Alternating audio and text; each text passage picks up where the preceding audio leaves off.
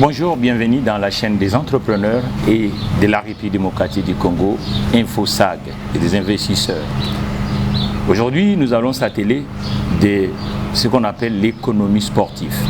Vous savez qu'en ce moment, ce qui se passe en Côte d'Ivoire, le retour 50 ans des Léopards de la République démocratique du Congo. Léopard a un calendrier 2 fois champion d'Afrique, mais sauf que le sport, football au roi, 50 ans après, on n'a pas fait ce secteur sportif comme un domaine économique. Et pour cette émission d'aujourd'hui, comme on va s'atteler de problématiques financières et économiques, je ne serai pas tout seul, je vais être avec un invité qui est enseignant dans le domaine économique, l'école des finances, tout le monde le connaît, en République démocratique du Congo, c'est M. Jean Clair. Et puis c'est un confrère journaliste parce qu'à part d'être enseignant, il est aussi journaliste. On va essayer un peu de regarder comment fait-il 50 ans après, on n'a pas fait le sport, le secteur économique à part entière et quels sont les dividendes que les nations gagnent au moment où vous êtes au niveau des compétitions telles que la CAN. Parce qu'après demi-finale, après quart de finale, les nations gagnent de l'argent. Et cet argent est géré comment? Dans la plupart des États, entre autres la République démocratique du Congo. Je vais aller dire à confrère Jean. Bonjour monsieur Jean. Bonjour monsieur. Vous allez bien? Je vais bien. Mais on voit que le Léopard est en train de marquer.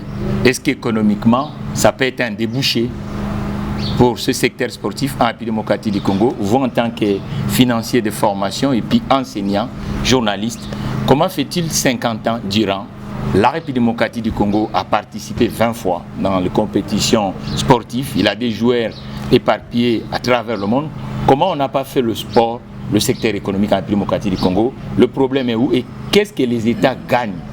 Deuxième question, les États gagnent quoi lorsque vous êtes qualifié au niveau de compétitions telles que le Coupe d'Afrique des Nations? À mon niveau, le problème est situé à un niveau éminemment politique parce qu'il y a eu des régimes qui se sont succédés et lorsque les régimes politiques ont des problèmes, même tous les secteurs de la vie vont en pâtir, notamment le secteur économique.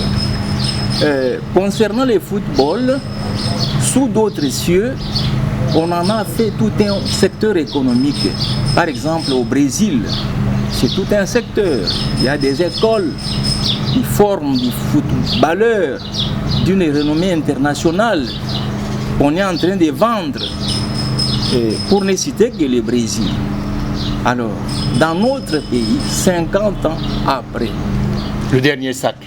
C'était en 1974, en Égypte. On a battu l'Égypte. Peut-être le chiffre 4, bien un terrain sportif, peut devenir le chiffre pour les Congolais. Maintenant, trophée ou pas, mais nous voyons que les clubs congolais, ce ne sont pas des entreprises. Nous voyons que la billetterie, c'est un vrai problème. Au moment où nous sommes en régime de chômage de masse, vous-même, vous êtes en train de dire que le Brésil, c'est un secteur économique. Maintenant, en 2024, ce n'est pas les années 68 ou 74. Est-ce qu'aujourd'hui, les intellectuels du secteur économique, qu'est-ce que vous envisagez? Est-ce qu'il y a un plan sur la relance du secteur sportif en République démocratique? D'abord, il faut admettre, et cela est connu de tous, que parmi les économies qui sont vraiment par terre, celle de la RDC est sans doute du nombre. Alors, à l'occasion de cette CAN, comment faire pour redynamiser ces secteurs? Avant d'y arriver, notons qu'il y a des rentrées d'argent. Des rentrées d'argent qu'on appelle des transferts qui proviennent des institutions sportives internationales comme telles que la CAF, la CAF et FIFA, la FIFA, l'Organisation de football mondial. Le service d'assiette, c'est le ministère des Sports et Loisirs. Alors, étant donné que l'économie de la RDC est par terre, d'ailleurs nous avons un problème du taux d'échange qui est instable, qui impacte même le pouvoir d'achat des Congolais. Et c'est vraiment un problème sérieux dont tout le monde parle. Alors, parmi les solutions, il faut beaucoup produire. Mais également, il faut diversifier les secteurs économiques. C'est pourquoi les autorités congolaises peuvent profiter de cette occasion. Comme la RDC est en train de monter en flèche, en train vraiment d'aller de l'avant, de tendre vers la finale, les autorités peuvent voir dans quelle mesure, dans le sens, ou bien dans le cadre de la diversification de l'économie congolaise, comment est-ce qu'on peut faire du football un secteur? Maintenant, est-ce qu'il ne faut pas que ça reste le chapelet d'intention? Nous ne sommes pas dans un amphithéâtre, nous sommes dans la vie réelle. Je pense que vous êtes né à Kinshasa, cher confrère.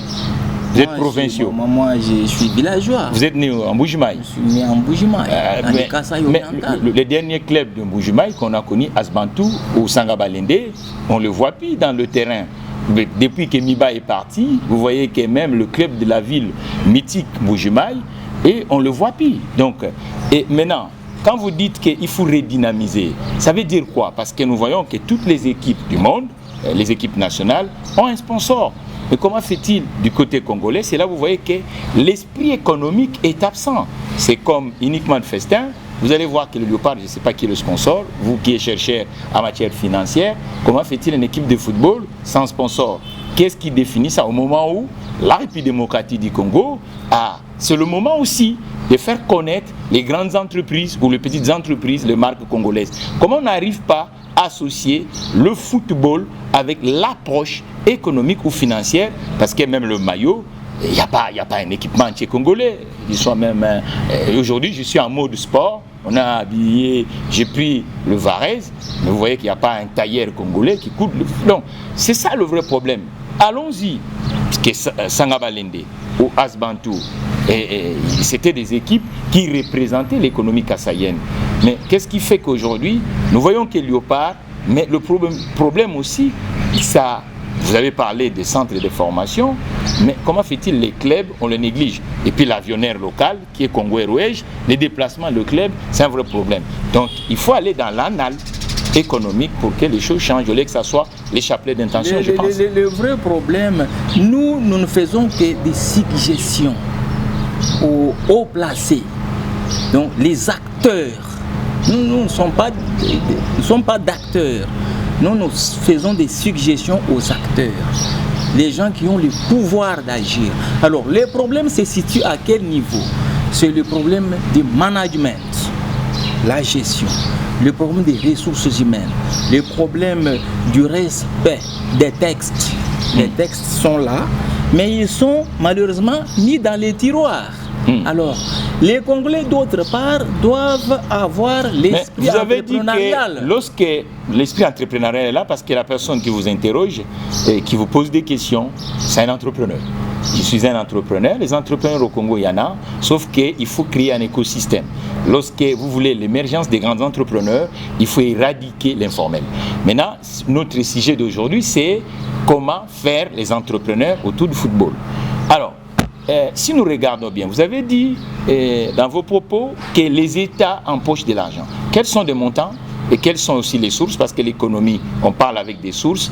Au niveau de cadre final, les équipes gagnent quoi? Vous avez dit l'argent provient des organisations de football mondial, qui soient la CAF et le FIFA. Quelle est l'enveloppe budgétaire qu'on donne aux États au niveau de qualification à partir des quarts de finale? D'abord, je voudrais quand même revenir brièvement à la question que vous venez de me poser. Faire du football comme de l'entrepreneuriat. Oui. Entrepreneuriat. Non. Comme, je vous dis que Barça, comme les grands clubs, Barça est coté en bourse. Si, voilà, c'est foot business comme en faire comme des entreprises. Voilà. Et mettre des gens intelligents, honnêtes, compétents pour chapeauter ça. Et cela va faire beaucoup de rentrées d'argent à ces gens-là qui ont créé ça. Mais également, l'État va bénéficier parce que cela va diminuer les taux de chômage, cela va booster l'économie, cela va apporter beaucoup de choses. L'enveloppe budgétaire qu'on alloue aux nations qui sont qualifiées en quart de finale, c'est combien? Léopard a empoché combien en quart de finale? Lors de la 8e de finale, on a empoché combien? Je n'ai pas vraiment il faut des chiffres, une information vérifiable, mais j'aurais entendu. Oui, entendu, sans preuve. J'aurais entendu parler de... Vous êtes journaliste, cher Jean. Il faut avoir des éléments. 1 300 000. Sans preuve. J'aurais entendu parler. J'aurais entendu. Nous sommes dans un média sérieux, chers confrères. Il faut vraiment avoir des éléments. Ici, je ne parle pas des primes qu'on octroie aux joueurs. Vous parlez de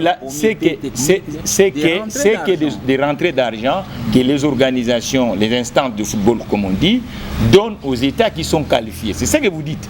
Maintenant, notre problème en tant qu'un média économique, il faut que les chiffres soient exacts. Vous nous donnez des montants.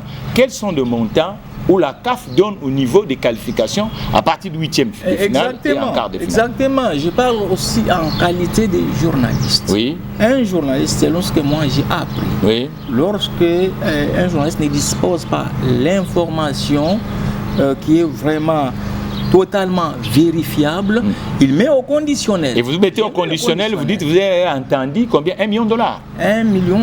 1 300 000 $. En quart de finale. À la 8e de finale. Et en quart de finale, c'est combien? Là, en tout cas, même après la CAN, on pourra aller vérifier dans des instances. En tant qu'économiste, $1 million qui tombe, vous allez investir comment ces $1 million?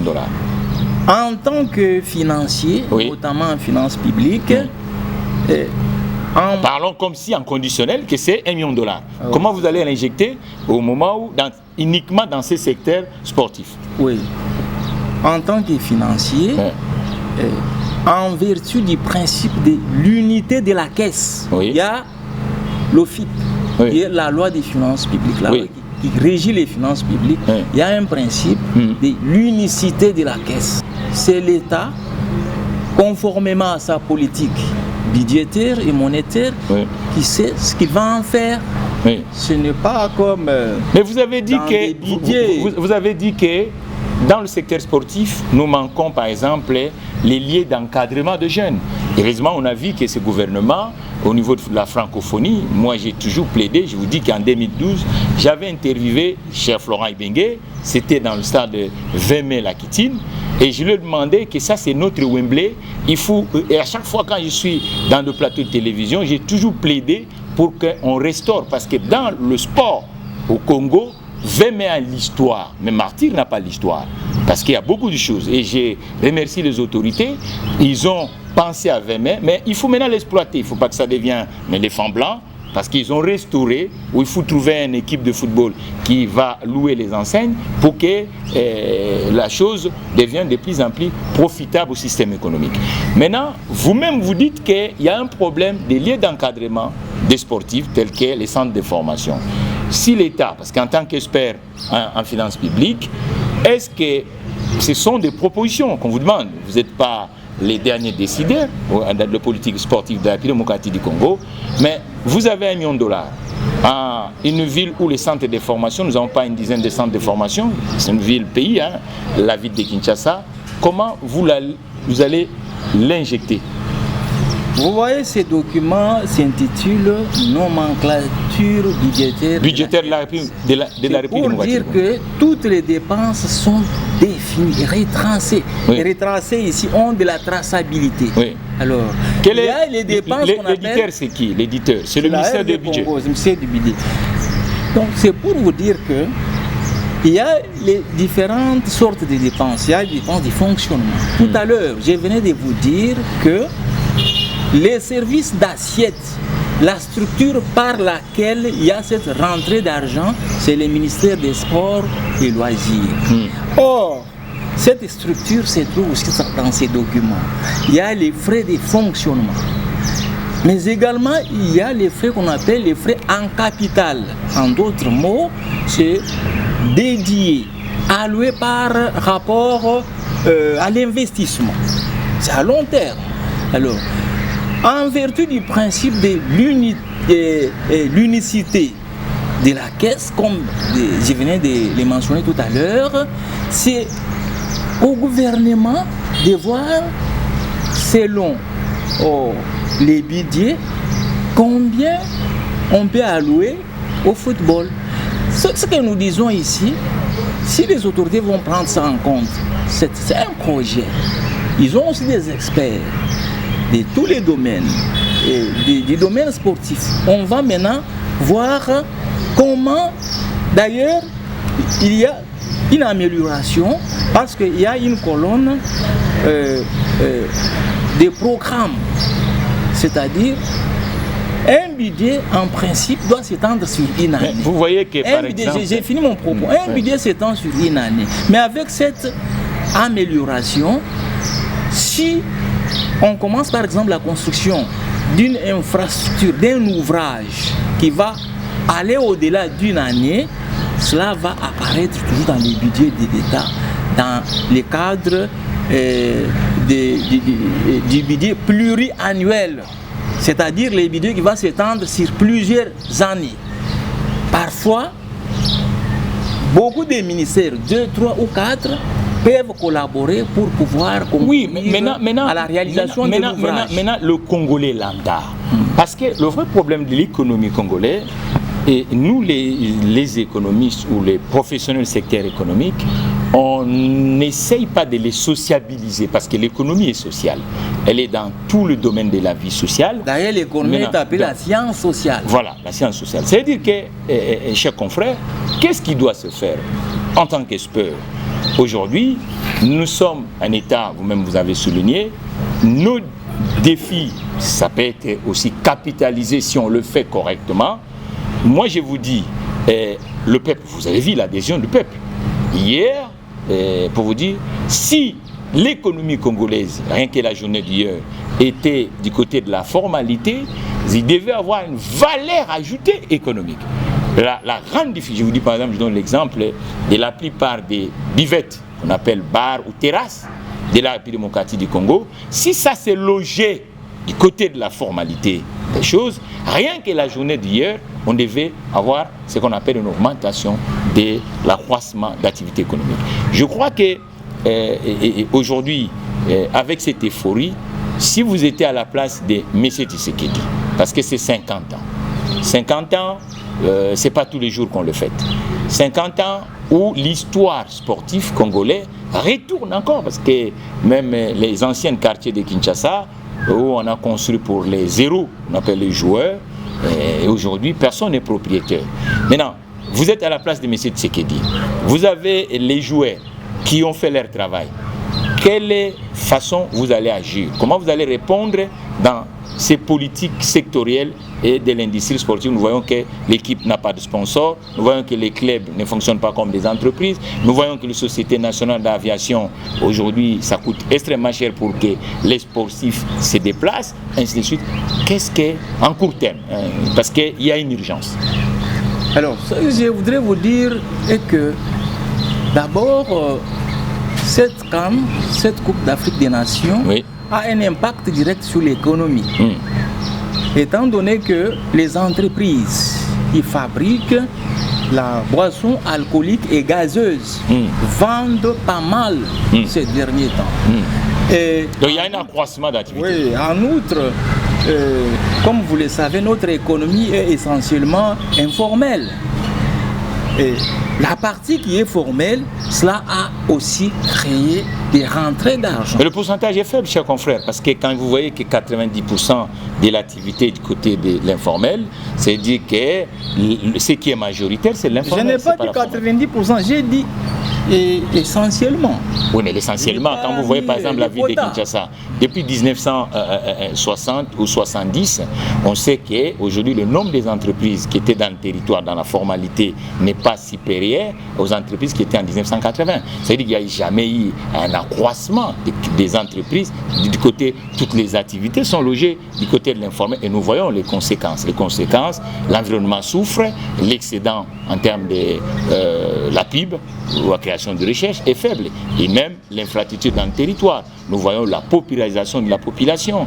Donc nous voyons l'exode rural. C'est ça le vrai problème. Donc vous êtes provinciaux et vous savez qu'aujourd'hui, rien que l'absence de nativité formelle du côté de Mbujimaï a fait que toutes ces populations s'est versées dans des provinces où ils peuvent trouver l'activité. Donc je crois qu'aujourd'hui, la grande problématique, il faut qu'on parle du loup.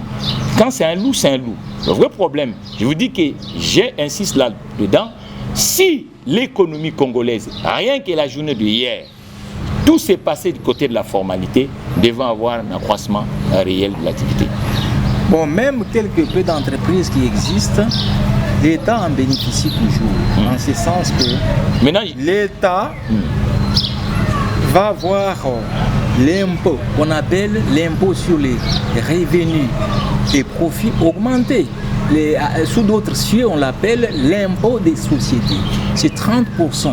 Donc, mais vous voyez, le chiffre d'affaires va augmenter et par voie de conséquence, cet impôt-là aussi va... Parmi les recettes de l'État, il y a ce qu'on a créé dans les années de la guerre, qu'on appelle taxe sur valeur ajoutée, où tout le monde le paye.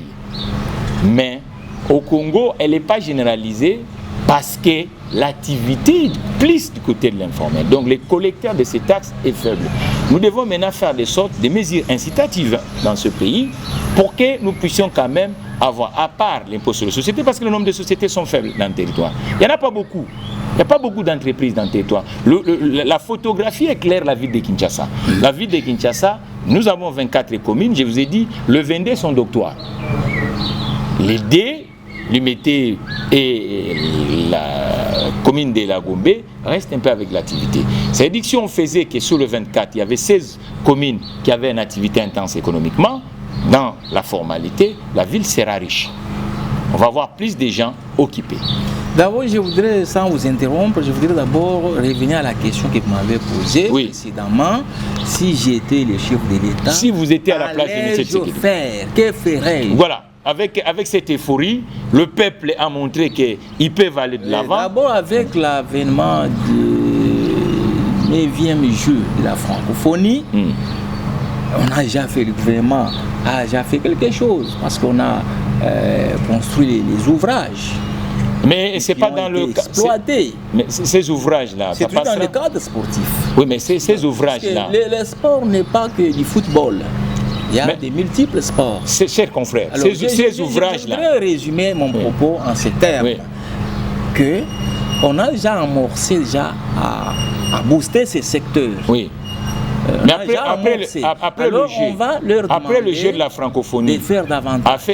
Après le jeu de la francophonie, qu'est-ce qui devient ces ouvrages? Les ouvrages doivent être... Parce que je vous ai dit que les services d'assiette par lesquels il y a ces rentrées sportives, là, ces rentrées d'argent, c'est le ministère des Sports. Non, là moi je parle, vous avez parlé, il y a eu un investissement. C'est le même ministère qui a en charge de la gestion de ces infrastructures. Vous avez dit qu'il y a eu un... Vous en faites pas. Et moi aussi j'ai dit... Même les stades de Mati, il y a tout un directeur. J'ai dit moi-même, j'ai dit ici que de ce côté, on l'a félicité parce que j'étais parmi les militants qui disaient qu'on devait restaurer les liens qui encouragent l'essor des secteurs domaine sportif. Mais maintenant, le vrai problème, l'activité quand ça passe, il faut que ces ouvrages restent toujours profitables économiquement. Il faut éviter que ça devienne les éléphants blancs. C'est ce que je vous dis. Je comprends votre propos. D'abord, à part ces événements sportifs, la CAN ne va pas prendre fin en Côte d'Ivoire.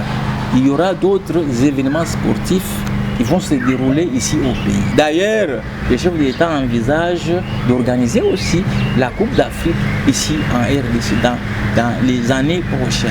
Alors, je voudrais vous dire ceci. Chaque fois qu'il y a des matchs internationaux ou bien locaux qui se jouent ici, dans des infrastructures, là, dans ces ouvrages-là, lorsqu'il y a des événements culturels, avant d'utiliser ces ouvrages, on paye. Lorsque les gens qui prient les différentes religions vivent le nombre important de leurs adeptes, bien de leurs ouailles, un espace un peu important, ils recourent à ces ouvrages. Et ce n'est pas gratuitement qu'ils utilisent ça. Ils paient de l'argent pour votre gouvernement. Donc, ces ouvrages font entrer beaucoup d'argent, à part les événements sportifs eux-mêmes. Et les ministères des sports et loisirs a la charge de la gestion et de l'entretien de ces ouvrages. Ne vous en faites pas. Ne vous faites pas des soucis là-dessus. Il y a des structures qui gèrent ça.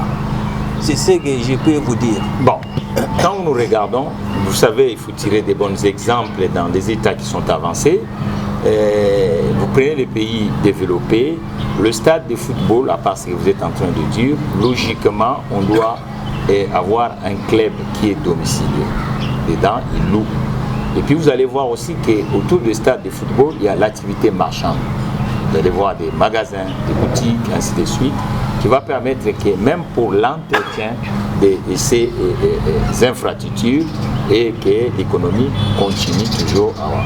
Je crois que la volonté que le chef de l'État, le président Tshisekedi, a affichée de restaurer quelques stades en République démocratique du Congo, et économiquement, ça sera profitable que les clubs de football soient quand même domiciliés dans ces lieux pour que ça devienne de plus en plus des lieux de vie, des lieux économiques.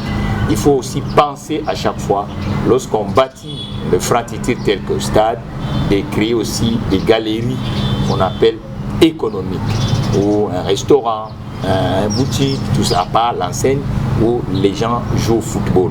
Et ça, c'est très, très, très important pour que nous puissions, vous voyez par exemple Kinshasa, nous sommes dans une chaîne des entrepreneurs et des investisseurs, et les jeunes entrepreneurs ont un vrai problème. Par exemple, dans l'enseigne des stades de Martyrs, il y a des locales à l'intérieur. On peut créer même un pépinière pour les jeunes entrepreneurs qui commencent dans le monde entrepreneurial.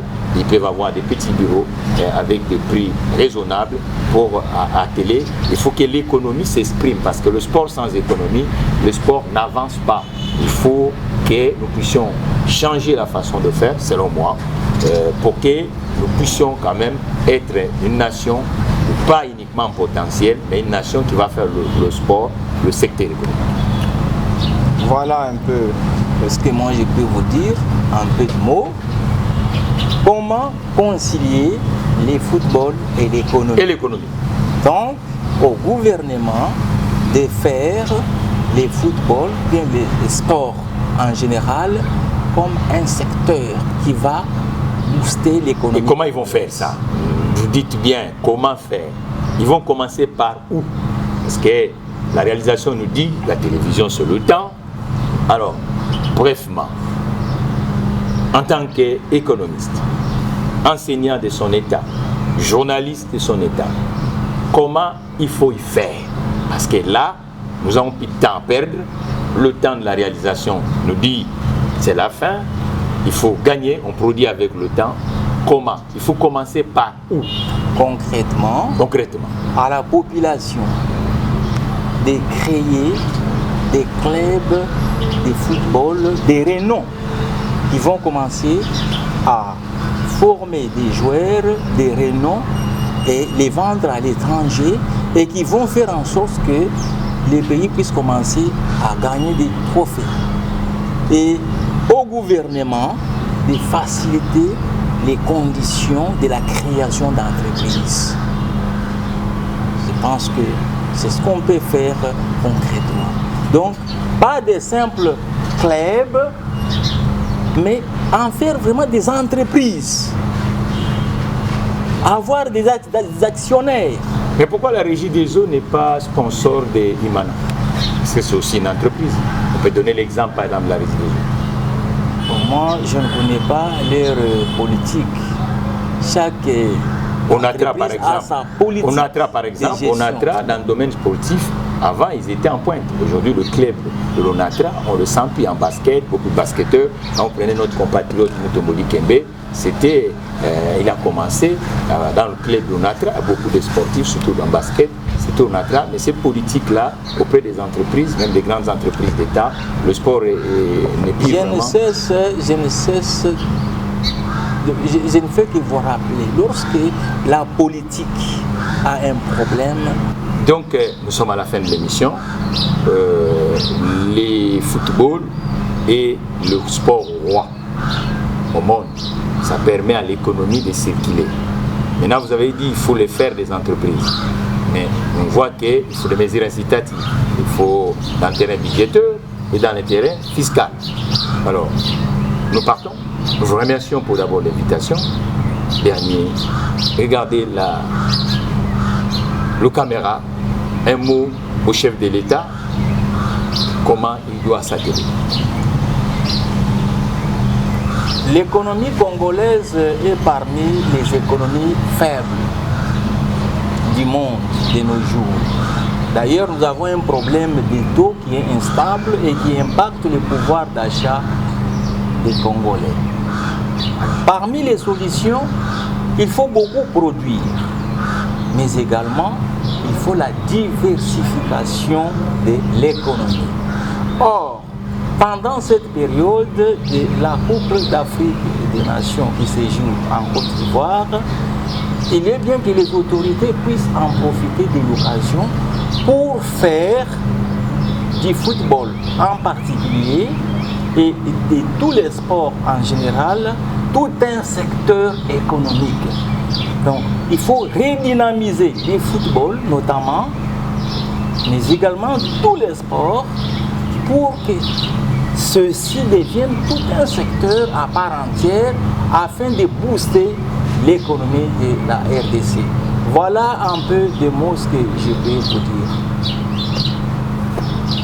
Voilà, nous avons reçu un enseignant, un journaliste, un professionnel du monde économique de la République démocratique du Congo. Quant à moi, l'entrepreneur Matita Kizala, je vous dis, lorsque vous croisez cette émission, il faut le liker, le partager, parce que l'économie, c'est avec la communication. Chaque entrepreneur, si vous avez des suggestions, n'hésitez pas à nous contacter. Suivez-nous sur toutes les plateformes digitales, y compris sur le site internet info-sag.com, et l'information continue de l'entreprise et de l'économie de business dans l'espace francophone. Prochain numéro.